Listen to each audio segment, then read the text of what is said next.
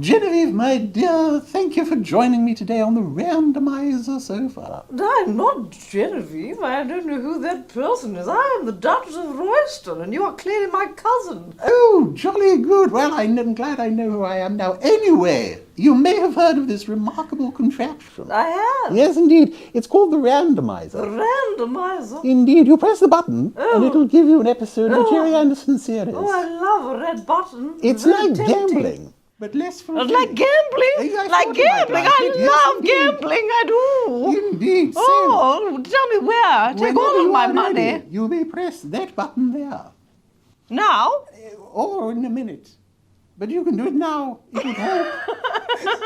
Since we're I here think now. I'll do it now. You'll do it now. Oh! Yes, now you see it's whirling through the series. Whirring. I see. Like a roulette wheel. It has come to a series known as The Protectors. And the episode we have today Is WAM. WAM. Oh, I love George Michael. I do. I do do plans as now, well. my dear. And it's WAM Part 1. WAM which means Part we also have Part 1. 2 at some point. How lovely. Until then, shall we go and get a tipple in the bar? I think we should. I've already had a few, apparently. Jolly good. Yes. Jolly Toodle good. pip. Oh, toodaloo.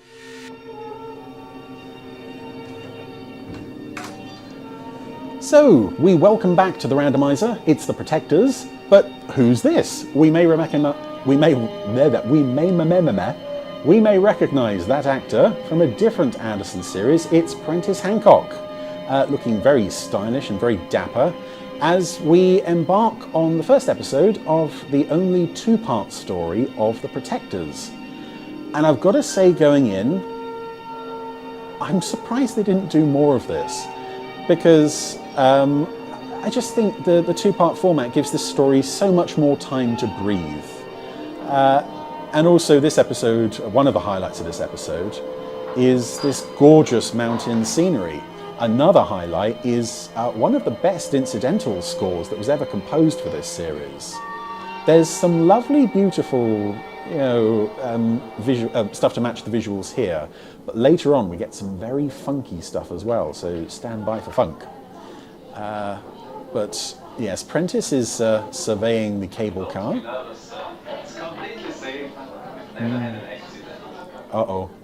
Now in any other show I would say, okay, that's the point, they've doomed themselves now, international rescue are going to have to be called out. But not on the Protectors. Oh my goodness, that is high. But again, it just looks so nice, and it's such to the show's benefit that they were able to film on location like this, as indeed Prentice is here taking lots of sneaky photos of important things.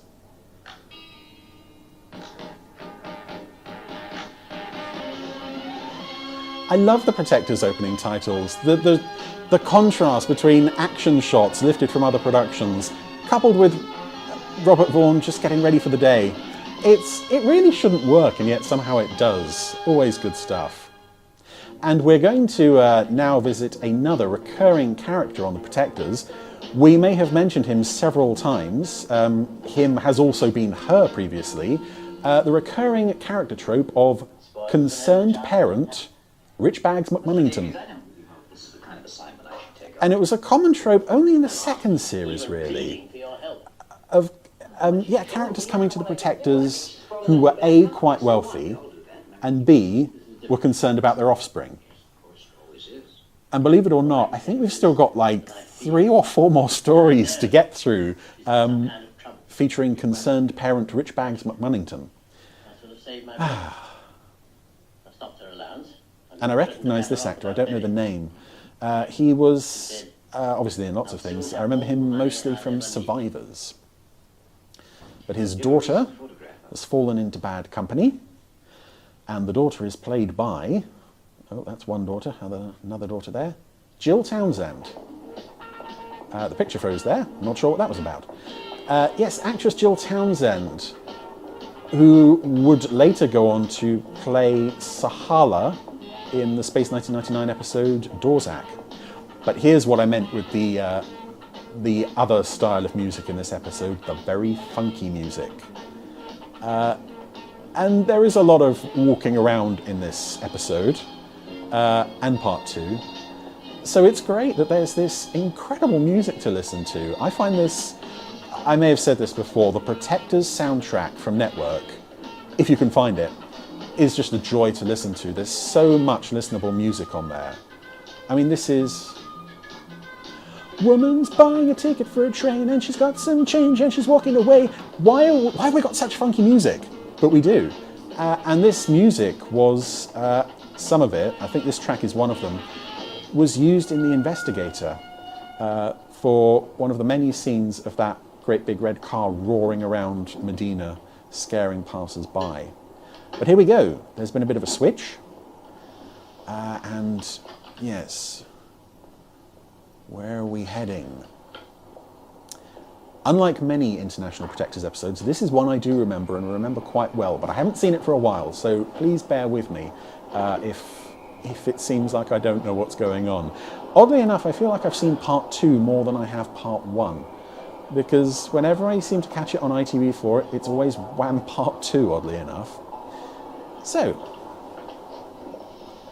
Jill Townsend has got to make a phone call to presumably her boyfriend, if not partner in crime. There he is, Prentice Hancock. And I feel, I just see him and I think, Paul Morrow. I don't know to what extent this role would have got him the part in Space 1999, but it's got to have been, some factor. Hello. Ah. You get my cable? So he doesn't have to do the fake accent with her. Yes. Everything's fine. Just fine. He's a mister on. There's that glorious music again. But I also love all of this location filming in this episode. It's also, as much as it's lovely to look at, it's also a lovely time capsule of that period. And while Harry's back at the pad with the Contessa, Paul's out there doing all the work. Where to? I checked with the booking clerk. Vienna, single. One way, huh? Vienna. Yeah, listen, that's not all. I went to Also made Vienna inquiries about once. return trains from Salzburg. Salzburg. I haven't been there yet. Well, why don't you get on a train and follow her to Vienna? I'll fly out and pick up her tail from there. Okay? I love it, the unlimited expenses of the Think of Protectors. the change you've seen. Like Salzburg? Why not? And because this is a double-length episode, the story just has more time to breathe, and there are some more nice character moments. We're not in a rush, A, to explain what's going on, and then B, to get to the climax to wrap everything up. We get I hate to say this, but it feels like an episode of something like The Persuaders and the other ITC shows of the time that ran for 50 minutes. It does highlight, for me at least, there's enough good stuff in The Protectors, really, that it could have had legs as a 50-minute show. I think I've said before that sometimes as 25 minutes, that isn't enough time to tell the kind of story on the kind of scale that I think the Andersons were hoping for. And this, in any other show, again, the Persuaders or similar, this probably wouldn't register as a particularly great episode. But the fact that it's so different for the Protectors, it does stand out. It's quite a low-key story. But anywho, our naughty young lady hitchhiked from Vienna. Well, not hitchhiked. She caught a lift from Vienna halfway to Salzburg. She's switched. Now Harry Rule is on the case.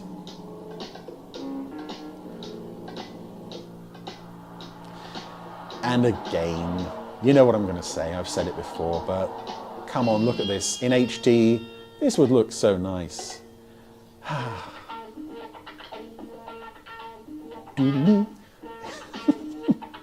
These two contrasting styles of music, they really shouldn't go together, and yet they do. I'm glad that the Protectors incidental music got increasingly funky through the second series. So, some notes. Everything's fine. Train 1 hour late. Pity we couldn't meet. Love, Monica. An hour late. That is an important note. that will come into play in part 2. They have to have every part of their alibi watertight, because he's going to need that information in part 2. Thanks for goodies.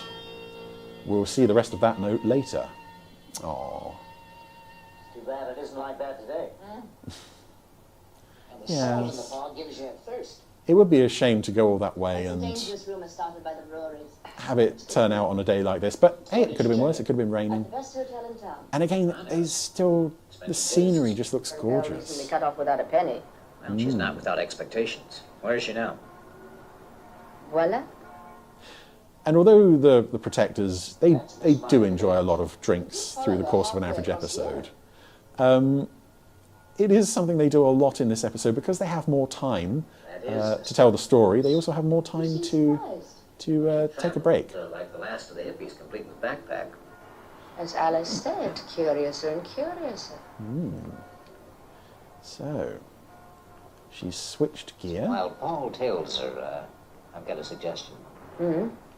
You search her hotel room. Where are you staying? At the The Rat Rathaus, House. yeah.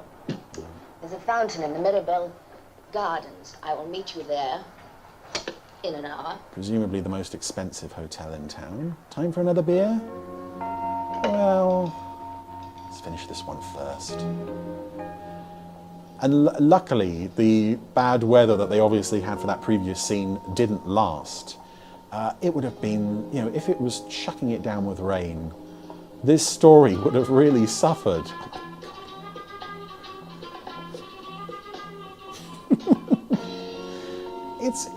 I love this music. Yes, some extras there who are aware they're on camera.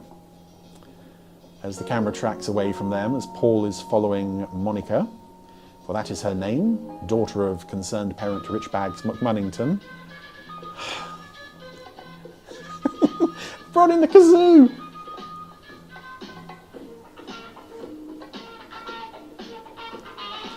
I love it. I love it. And I know people rightfully praise Barry Gray and others. I do think the Protector's music doesn't get enough love. And this, I mean, it may sound incredibly dated to some, but I just enjoy this music to no end. So, Monica has made her way across town to a shop. Looks like it sells electricals, including, well, she's having something taken out of the window. It's a tape recorder, a small portable one. Looked like a reel-to-reel one was also available there. And meanwhile, the Contessa has made her way into Monica's bedroom to search the place. And I miss the funky music already. Oh, more music back? Yes. Doo-doo.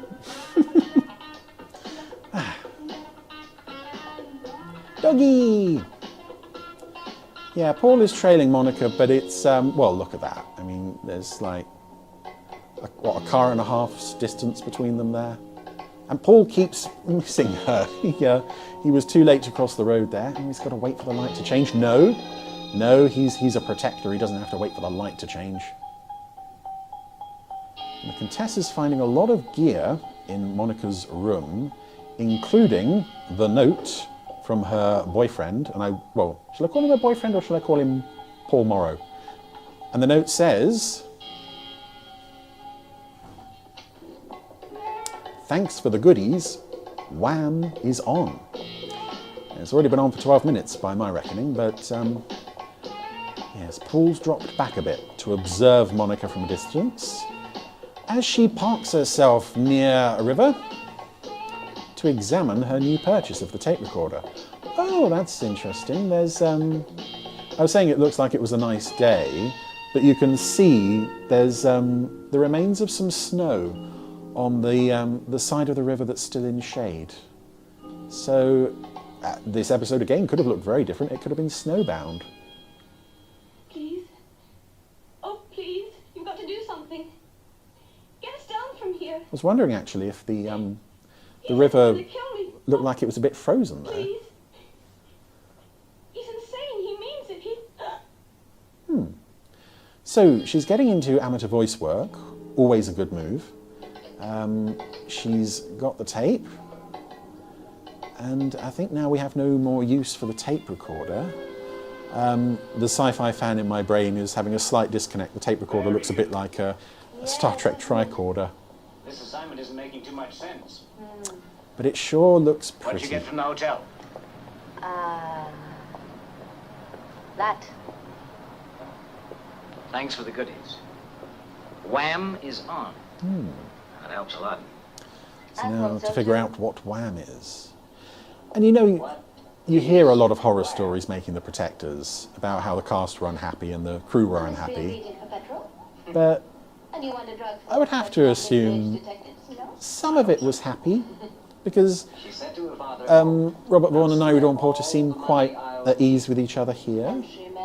Well, he thinks so, that's why. And I don't see how you could be taken all around Europe, you know, to some of the most beautiful places in the world, and not enjoy it. Thank you, Harry. A solid lunch to make up for our liquid lunch that we had about an hour ago.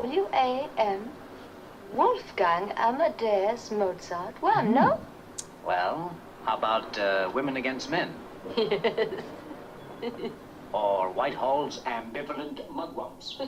In fact, I'd go so far as to say they're actually enjoying themselves during this location shoot. I could be wrong, but I definitely get that feeling. And Paul has been caught. Yes. Why? Fessed up to it immediately. Do I need an excuse? All right. For your information, I'm now going back to the hotel. Maybe I'll see you later. It's a date. Or maybe you should go jump in the river. It might cool you off. Goodbye. Oh, wow. Nice to have met you. Bye. Well, that could have gone better. Paul's cover is now completely blown. Yeah, I think Monica won that round. Only one thing to do now, and that's to dump the tape recorder, which presumably was not cheap. But hey-ho, she'll soon have all the money she could ever need. And here's an image for you, Space 1999 fans who are unfamiliar with this episode. Prentice Hancock is going to masquerade as a hippie for much of the second half of the story. It's flawless. You'd never tell. Harry, I'm in trouble. The girl spotted me, so I'm having to keep my distance. Now listen, she just took the tourist bus to the cable car. Oh. Yeah. Can you take over from there? Back to the cable car? Right. Ciao. Does it have a bar? Can we sit out there and have a drink? Oh, this looks lovely. Let's go. Well, I enjoyed the escargot. I'll buy you dinner. What's happened? Paul phoned in. Girl spotted him. Such a beautiful place to shoot, and they obviously, I mean, I could be wrong, but I doubt that would have taken more than a morning to shoot. Cable car? Oh, more beautiful scenery. Yes, lots of mountains around, but in particular, the cable car. And of course, the Protectors don't see anything suspicious in Prentice Hancock dressed as a hippie, because who would? And he's left a suitcase in the middle of the departure lounge that he's going to conveniently forget to take with him. And I recognise this little guy in the traffic office? Ticket office. But I'm not sure what from. I'll have to look him up later. There are other notable actors turning up in the second half of the story. But, yes. Time for another drink. This is, it's our third or fourth beer of the day now. It's a busy life in the world of the Protectors. Oh no, we're on coffee. I noticed. Monica has arrived. And is she going to take the case that Prentice left? No, this is suspicious. Instead, she's going to pretend to look at postcards. So now the little man that I can't identify is making inquiries about the abandoned suitcase. Zur Bergfahrt bitte zusteigen. Zur Bergfahrt, bitte zusteigen. What's it all about, Harry? Wish I knew. It's so strange to be this close to the end of a Protectors episode, and basically they've discovered nothing. They've achieved nothing. And you know that it's not going to be resolved before the end credits roll. As Monica watches the cable car depart, Paul Morrow is on board, hippie Paul. Also question, 1612, as you've put out a Paul Morrow action figure recently, when can we expect the Paul Morrow hippie variant? Because I just love this, the look. I suspect it's, knowing Prentice from 1999, knowing Paul Morrow, is a very straight, by-the-books kind of character, and it is quite surreal seeing him dressed like this. And as he's nearly at the top of the cable car, we just kind of have to wait. Check the times. Well, everyone's just kind of looking at each other from across the room now. That's it, the cable car has arrived at the top of the mountain. Everyone is now filing out. And we're going to see more of this setting through the second half. It looks like a lovely place. I honestly think we should do a special recording of the Jerry Anderson podcast up there. If it's still a thing. It might not be. Probably is. So while Paul looks very casual as he gets off the cable car with the rest of the passengers, the Contessa and Harry still have no idea what's going on, but Paul is now going to spring into action. While no one's watching him, he's hurrying back to the cable car to do a little bit of sabotage, because he came prepared. Firstly, I believe he starts with the screwdriver. Yes, very important for sabotaging cable cars. The staff don't lock this, of course, because why would they? Drilled a hole, dropped the drill over the side. I hope that didn't hit someone. And now, yes, we jam a bottle of shaving foam into the hole that's been created, and that's enough to knock the cable car out of action. Now we cut the only telephone connecting the whole mountaintop resort to the ground floor. I hate to be one of these people who says, oh, you could never do that today, but you really couldn't tell this story today, because the idea that there's only one phone at the top of that mountain would be ludicrous. And Harry and the Contessa are now just literally sitting there twiddling their thumbs, pulling what's going on faces at each other, as Paul makes his way to the top.